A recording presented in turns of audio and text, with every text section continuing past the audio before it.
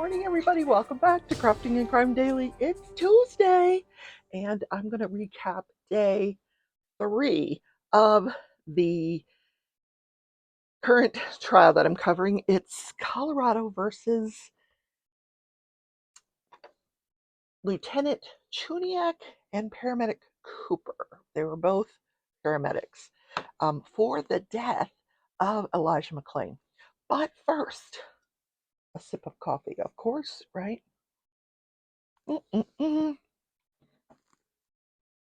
So I finished the snowman gnome, and I've got my diamond painting out. The gnome one that I started last year. So let me show you the snowman gnome. She turned out super cute. Look. Yep. A carrot nose and 2 button eyes. Yep. So that goes into the other pile of, yeah. Anyway, I've already made the blanket because I had enough squares to make the blanket. Now I'm making, I'm calling it a lap blanket because it's going to have 6 squares, but I think I'm going to turn it into a wall hanging because I want to see my work. Yes, I love it. Without the cats and dogs laying on it, right? So, yes, diamond painting drills, Advent, day 4 on the 4th day of Christmas. My true love gave to me 4 calling birds, 3 French hens. I got number 4. I'm not going to lie, I put them in order. I didn't want to dump that whole thing out again. So here is number 4.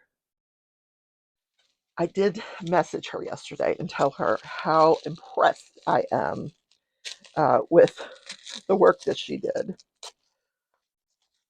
And I am saving these things because they're so stinking cute. I'll find a use for them. So let's open it up. Oh, wow. Oh my gosh, you guys. It is a cover minder. Wait till I show you what this looks like. Now, a cover minder, if for those of you who are not crafters and you happen to be watching, or this is not the craft that you do, diamond painting, cover minders are like to hold back the plastic. I use release papers, but cover minders are still fun to have. I actually use them in my cross stitch. Yes, probably more so than. So here it is. It's a snow. I don't know if you guys. Oh, it's hard to see. It's a snowflake. Let me see if I take it off, can you see it? There. It is a beautiful snowflake. So we're going to put that on the canvas just because it's so super cute. Oh my gosh. Let's see. There we are. Now it's on my canvas. And we'll put this away till tomorrow.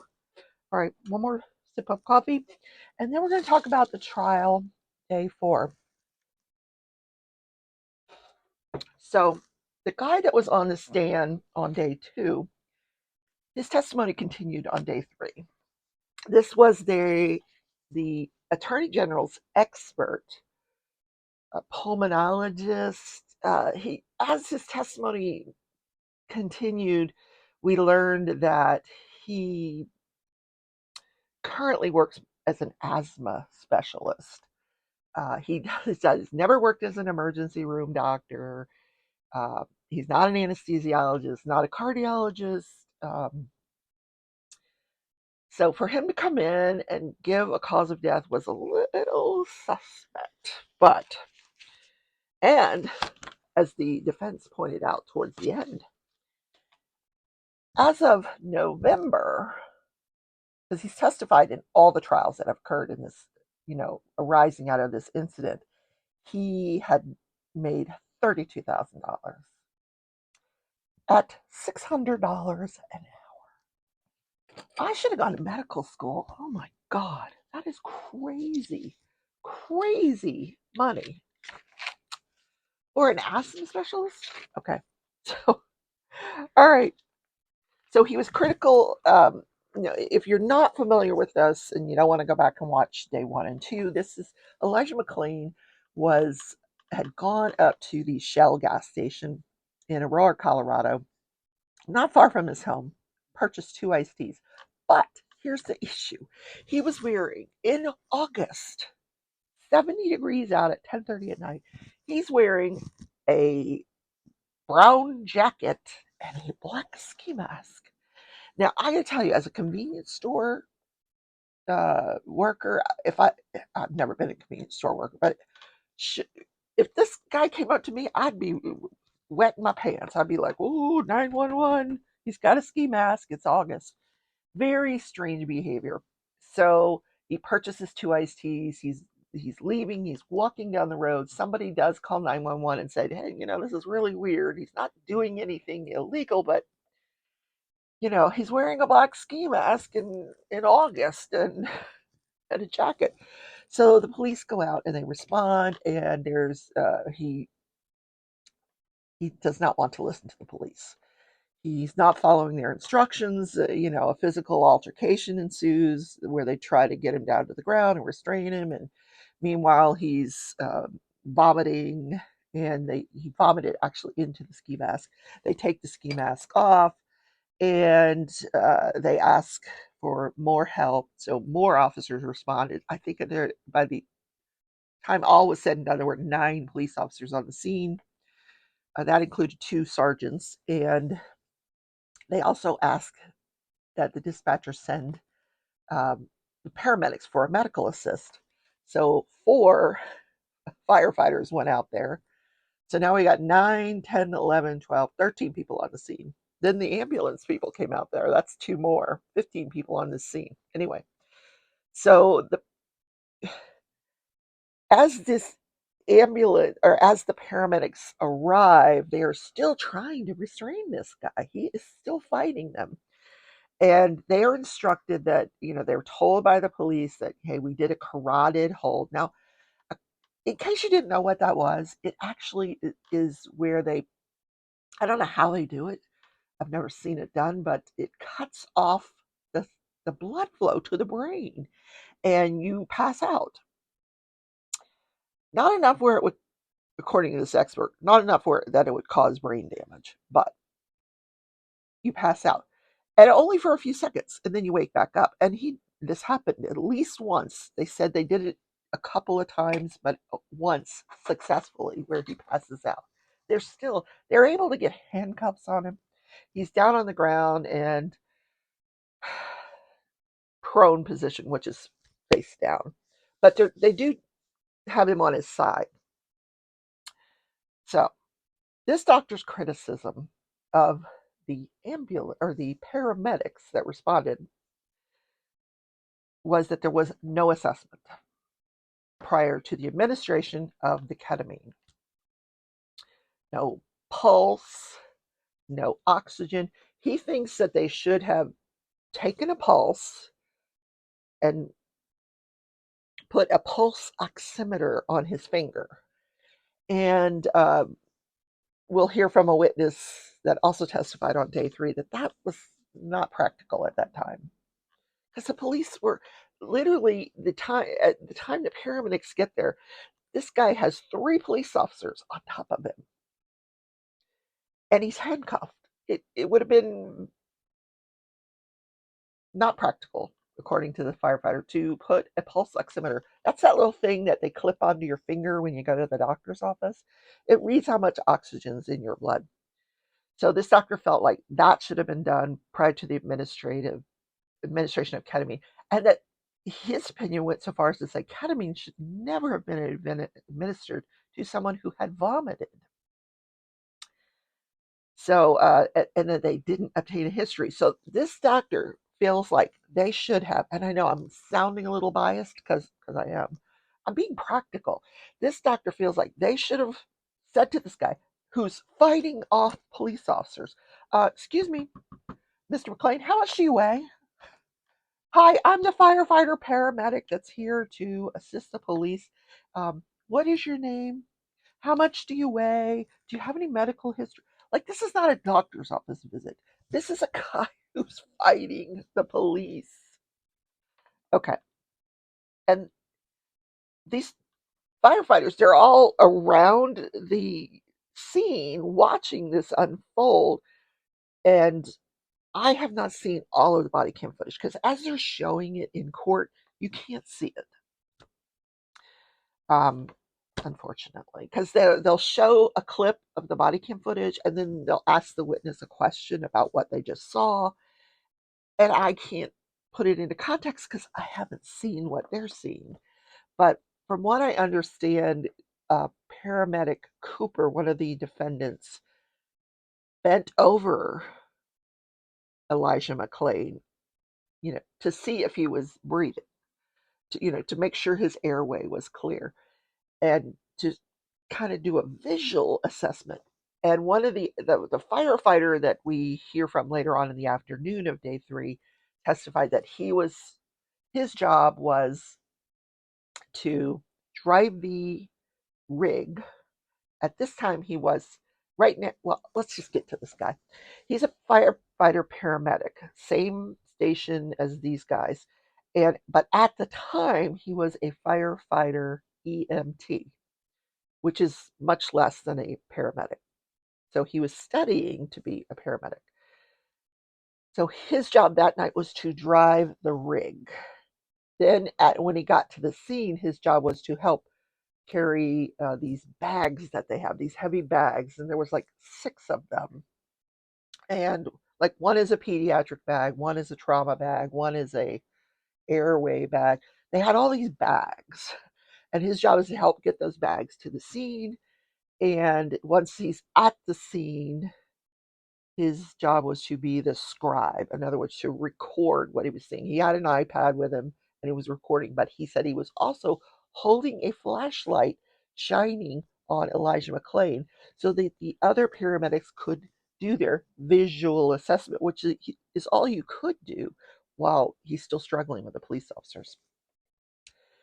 So, going back to this expert, he said during this struggle, you can hear that Elijah McClain is having an increased work of breathing, which, listen, I take a walk and I have an increased work of breathing. Any kind of physical exertion, and you're going to breathe a little harder, and so he was. Then he talked about his mental status. He said, following that carotid hold and him passing out for a second, losing consciousness. When he regains consciousness, he's talking again. And according to this expert, yes, he seemed to have a very clear mental status, like he was verbalizing and he seemed fine. But he was asked about the cause of the vomiting, and he explained that if you're under severe stress, he said, some of my coworkers, when they were studying for an exam in medical school, would vomit because they were so stressed out about it. That combined with the physical exertion, he says, even alone physical exertion can cause vomiting. So the two together, this physical exertion together with the stress, probably caused him to vomit in this situation.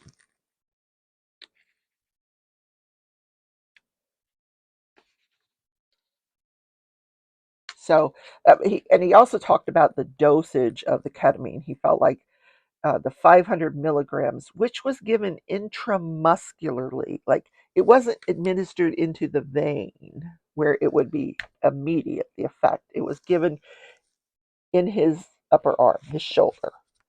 They somehow got to him and got the ketamine into him. But he got enough to cover a 220-pound man, and he was 140 pounds. Now, I did a little research about ketamine because at this point I'm going intramuscular. So I didn't know they could use it that way. So I found this study that they did in Florida where they followed 52 cases of pre-hospital, which is the paramedics, administering ketamine for people that were suffering from excited delirium or some kind of psychosis or, you know, severe agitation where they weren't calming down and the police couldn't handle them. 52 of these situations, and most of them were drug induced cocaine, which in and of itself can cause arrhythmias. So the ketamine was all administered intramuscularly, and the average time for it to work during these studies was from the time of administration till it worked was about 2 minutes. That's pretty rapid, very, very rapid. I was very surprised that a muscular injection was that quick acting. So we know in this case it was administered, and they waited about 6 minutes for it to take effect and get him onto the gurney. And I will say, in all 52 of those cases that were studied, there were no adverse events. And they concluded, and they did say this is a limited study and it needs to be more widely done, but they concluded that this was a very safe and effective drug to use out in the field. And they even said that in some of the cases, the ketamine that was administered was anywhere from 5 to 200% the dosage that should have been given. So, and with no adverse effects. Now, it did say there was no studies on whether they had vomited first, but anyway, I just thought it was really interesting. So this is a safe drug for paramedics to use out in the field. Even if they're giving too much, it's probably you know, not going to be a problem. So anyway, so he was this expert goes on to say that he was very talkative, and then there was more vomiting, and then you can hear an officer ask for some sanding wipes to, wipe him down, and then this one of the officers says, "We need to know what you took tonight. What are you on?" And he didn't respond to that. Now we know retros, looking back, he was only on marijuana. Was it? So which leads me to the conclusion that this had to have been some kind of psychosis with this guy, some kind of psychological condition that he had that led him to respond the way that he did. Um, but I don't know what that is yet. We haven't heard from mom. We did learn that as a child, he had a history of asthma. And as a teenager, he was admitted several times to the hospital where they would discover that he had not been taking his medication, and he would come in with these severe complications. One time he came in, he had a collapsed lung. And then, yeah, so, and it was documented that it was because he was off his asthma medications. But in the 5 years prior to this event, he didn't have any hospitalizations, and we don't think he was taking any medication for asthma. But interesting nonetheless, because I got to believe that there had to be some kind of residual lung effect of all of that asthma that he had that was not treated properly as a child and a teenager. And this expert admitted having watched the footage, the body cam footage that the attorney general was showing him. He admitted, he says, prior to, after the ketamine was administered, prior to him getting on the gurney, he actually said, I was curious, so I counted the respirations, and I counted 15 and 30 seconds, which led me to believe he was breathing about 30 times a minute, which is normal. Maybe a little elevated, but normal. So that tells me he wasn't depressed because of this ketamine. I mean, he wasn't suffering from respiratory depression, is what I'm saying.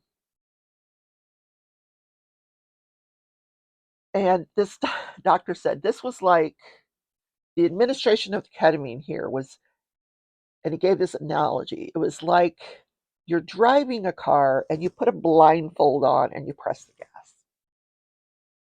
You don't do that. That was an interesting analogy, I thought. So then we get to this firefighter paramedic. And like I said, he was driving the rig. His job was described. He, you could tell he did not want to be there. He tried very hard to tell the jury in the best way that he could that he respected Mr. Cooper. He felt like he was a fantastic firefighter, good reputation, which, and the judge, instructed the jury not to listen to those statements. Don't, you just disregard that. Well, they've already heard it. But he got a subpoena to be there, so he had to be there. Then so the police officer actually told him when he got to the scene that he had been in a carotid hold and he did lose consciousness, that he had vomited, and that they thought he was on something. Now, later on cross-examination, he was asked by the defense attorney, who, by the way, she is really good, and I figured out from listening to her that she used to be a firefighter paramedic. So she knows what she's talking about. And she said to him, don't you think it would have been, looking back on it now, don't you think that's information you should have passed along to the lieutenant and Officer Cooper, who were the paramedics? And he says, yeah, looking back on it now, yes, I should have passed that information on. But as a EMT, he just didn't, those things didn't register him as being important, I guess. And he doesn't know whether they heard the officer say that to him.